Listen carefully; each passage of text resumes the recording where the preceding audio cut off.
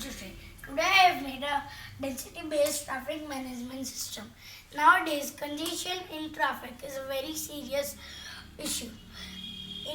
In manual traffic management system, they give the same time in all the sides.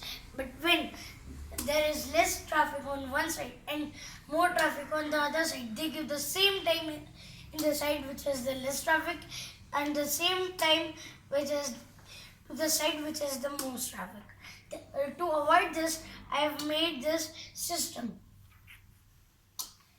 It is 8 IR sensors, 8 relays, 8 traffic lights, Arduino, the brain of our life project.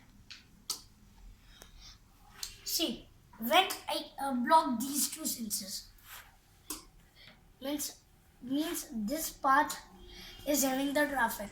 So